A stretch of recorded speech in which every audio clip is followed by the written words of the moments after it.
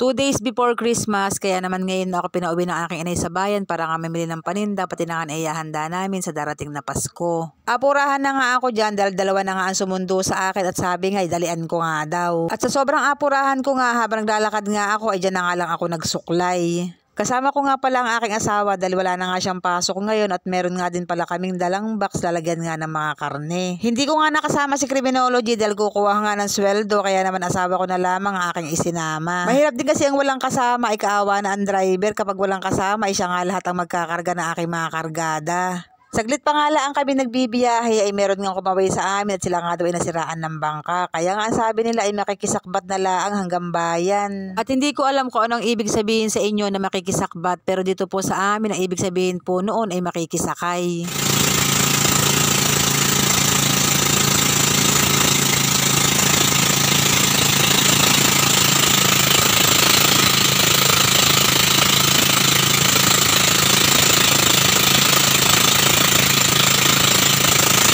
At pagkalipas nga ng mga kalahating oras ay eto nakarating na rin kami sa bayan at inumpisan ko na nga ang pamimili.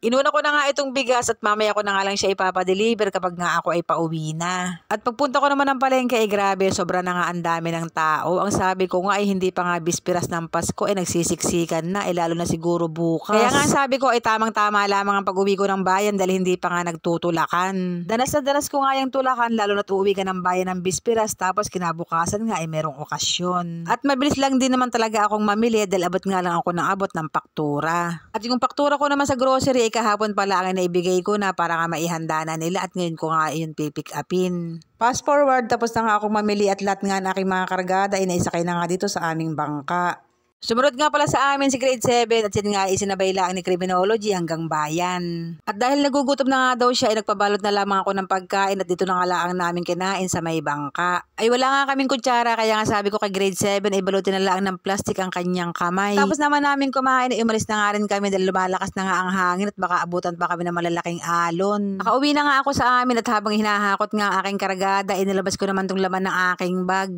Ito nga yung mga napasko namin sa aming mga suki at yung iba nga hindi pa nakakapagbigay at makapasko ng araw. Ay tuwang-tuwa nga ako sa aming mga nakuha dahil magaganda nga ng mga damit at pagkatapos nga ay may mga pangalan pa. Kami din naman ay nagbibigay ng papasko dahil once a year laang naman iyan. Nagpapapasko kami sa aming mga suki at yung mga palaging bumibili sa aming tindahan. Siyempre, pinakinabangan mo sila kaya nga kahit sa maliit na bagay lang katulad ng pagregalo ay nagbibigay nga kami. Tapos namang mahakot itong aking mga kargada, isa-isa na nga binuksan para nga ma-check kung tama nga yung mga laman. Buti na lang talaga narito nga yung pamangkin ko kaya nga merong nakatulong ang kapatid ko sa pag-aayos nga ng mga pinamili. Kagabi pa nga yan dumating at yan nga ang unang apo ng aking inay at yan nga ay anak ng kuya ko. Ayun lang, salamat!